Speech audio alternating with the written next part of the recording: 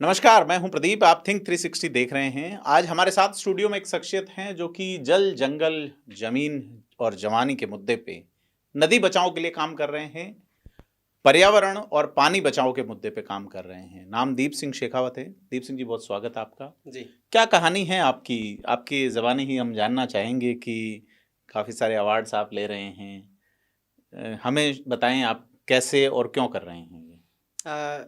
सबसे पहले तो मैं थिंक 360 टीम को बड़ा साधुवाद ज्ञापित करता हूँ आपका। आपने मेरे को इस लायक समझा, आपने हमारे प्रति संवेदना दिखाई, आप सबका आभार। और मैं ये आपसे बताना चाहता हूँ कि कोरोना काल के बाद में जो स्थितियाँ बदली, पानी प्रकृति का जो संक्रमण काल इस देश में और दुनिया में चल रहा है, वो ऐसा लगता है कि वैश्वीकरण के इस दौर में पूरी दुनिया उजड़ती हुई सी नज़र आ रही है।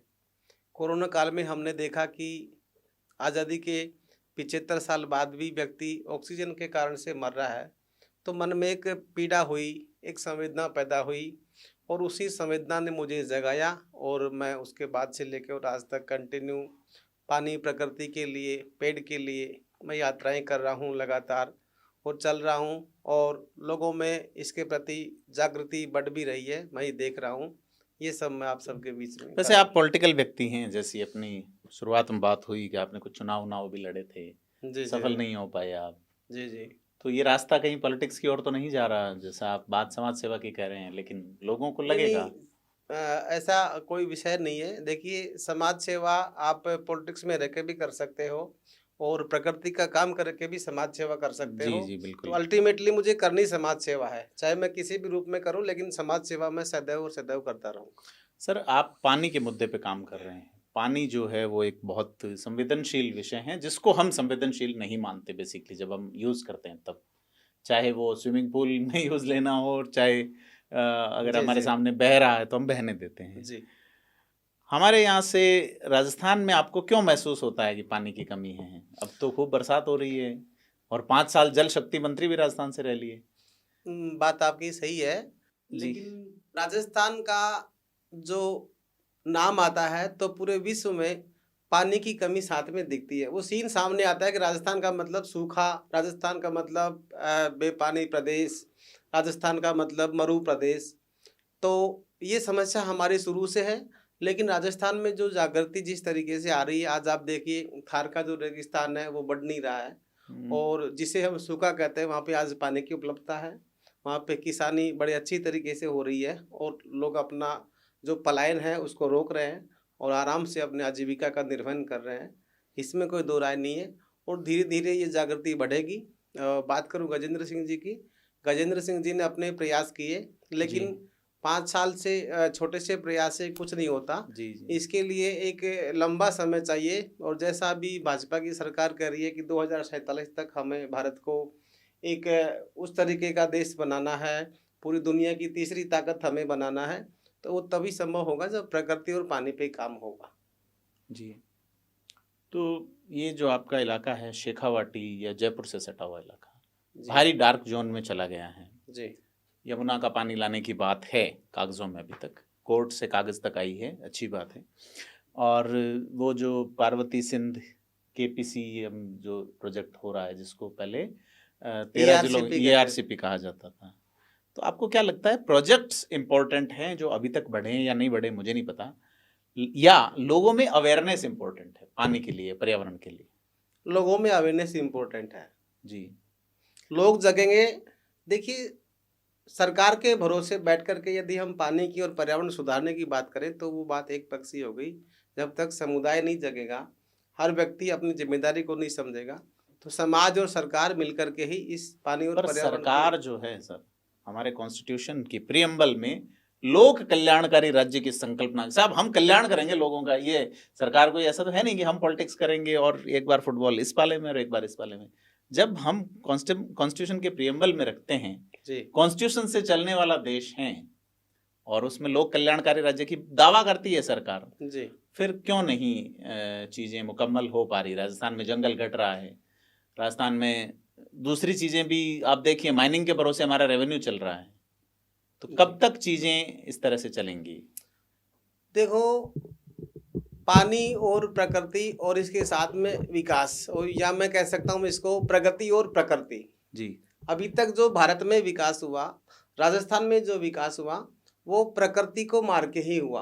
प्रकृति को मार के प्रगति करना ये कोई सुनियोजित विकास नहीं है, और इस विकास से हम आगे नहीं बढ़ सकते। जो भारत सोने की चिड़िया था वापस से नहीं बन सकता। तो हमें प्रकृति को और प्रगति का गठजोड़ जो पुराने ज़माने से भारतीय विद्या में, भारत के ज्ञान तंत्र में, भारत के शास्त्रों में जो मूल ज्ञान था, उस मूल ज्ञान को आज भी हमें ग्रहण करना पड़ेगा, और प्रकृति को प्रगति के साथ जोड़ करके ही हम अच्छा विकास कर सकते हैं। देखिए, दीप सिंह जी का एक वीडियो हमने देखा, हम आपको दिखा रहे हैं कि किस तरह से लोगों के बीच जाते हैं और जागरूकता की बात इन्होंने कही कि ठीक है, सरकारों पे और सरकारों से प्रश्न होना चाहिए। चूंकि आप सरकार में नहीं हैं, इसलिए मैं ज़्यादा आपको ऐसे रोस्ट वाली स्थिति में नहीं ले जाऊंगा। बट ये बड़ी बात करेंगे, जब तक हम अवेयर नहीं है कि हमारे लिए कोई चीज़ सरकार भी कर रही है और हमारे अंदर उसमें जागरूकता नहीं है, अवेयरनेस नहीं है, तो हम कैसे उसको मतलब फुलफिलनेस करेंगे। दूसरी चीज़ आपने जैसा बताया कि इसी वीडियो का मैं जो जिक्र कर रहा हूँ वो ये है कि नंगे पांव चल रहे हैं जी। पहले एक विधायक चला था जिला लेने के लिए, बहुत सारे विधायकों को जिला मिल गया, अब आप चल रहे हैं 2100 किलोमीटर के आसपास यात्रा कर चुके हैं जी। तो क्या इसके पीछे मोटिव है? देखिए, मेरा मोटिव, अभी आपसे मैंने निवेदन किया कि समाज सेवा मेरा मोटिव है।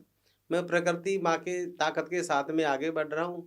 2100 किलोमीटर भी चला हूँ, 21,000 किलोमीटर भी चलूँगा, पूरा राजस्थान प्रांत में जाऊँगा। अभी मेरा एक भास्कर में कवरेज स्टोरी आई थी, पत्रिका में भी आई थी, लाखों लोगों तक वो रीच कर गई, और लोगों ने मेरे से पूछा भी है कि भाई साहब आपका क्या उद्देश्य है। तो मैं जिस भी प्लेटफार्म पे रहूँगा, प्रकृति को साथ में रख करके और प्रकृति के आशीर्वाद से आगे बढ़ूँगा, और मैं इस यात्रा को नंगे पैर की को जन जन तक ले जाऊँगा, घर घर तक ले जाऊँगा, और प्रकृति की मुहिम को निश्चित रूप से आगे बढ़ाएंगे जी। राजस्थान में किस तरह की समस्याएं देखते हैं आप ये देखिए, प्राकृतिक संतुलन का आलम यह है कि जंगली जानवर घरों में आ रहे हैं। उदयपुर में देखिए, या जयपुर में भी कई बार आ जाते हैं। तो इंसान कितना घुस गया है जंगल में। देखिए, जंगल का जो राजा होता है, अभी मैं नंगे पैर यात्रा गया, तो नंगे पैर यात्रा में ग्रामीणों से मेरी सीधी बात हुई, और नया पानी, नए गांव, नए लोग, नए विचार, सबसे मेरा आदान प्रदान हुआ, व्यूज एक्सचेंज हुए। तो लोगों ने कहा कि जंगल इसलिए कट रहे हैं क्योंकि जंगल का जो रखवाला था वो शेर होता था, और आज वो रखवाला नहीं है।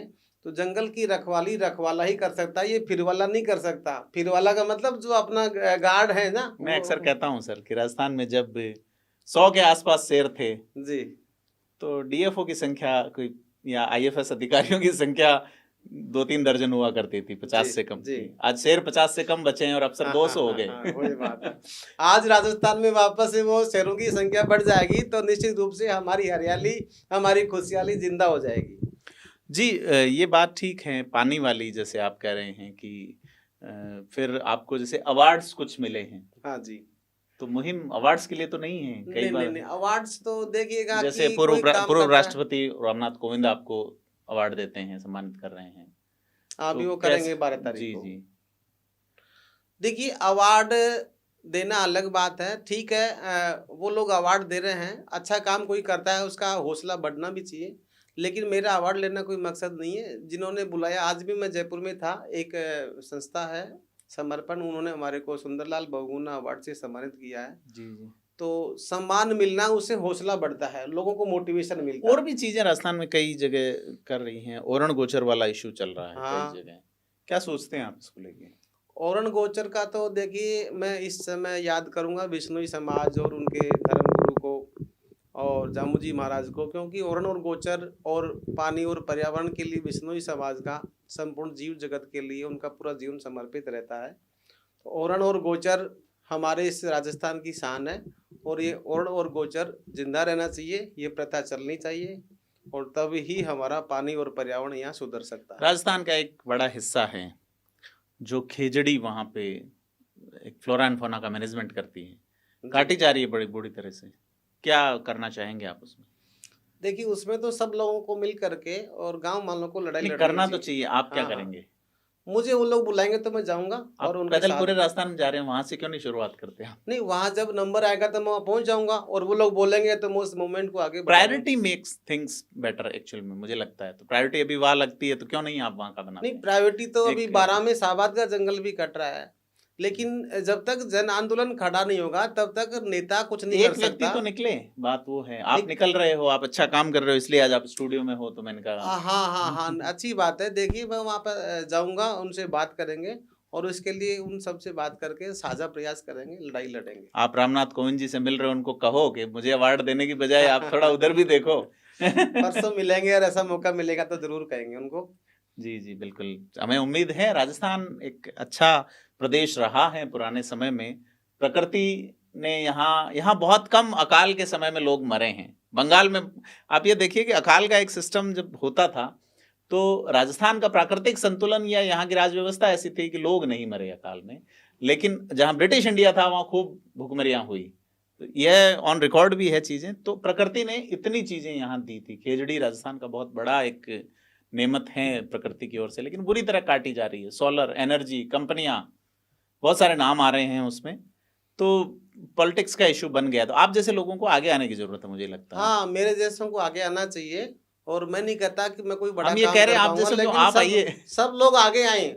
मैं जी तैयार हूँ इसके लिए। मेरे यहाँ पे भी अभी आप मानोगे नहीं, यहाँ पे अल्ट्राटेक सीमेंट का धरना चल रहा है हमारा, जी और वहाँ पे हम लोग उसको आगे बढ़ा रहे हैं। हमारे वहाँ पे जो लोग हैं लगे हुए हैं, हम भी उसको संभालते रहते हैं।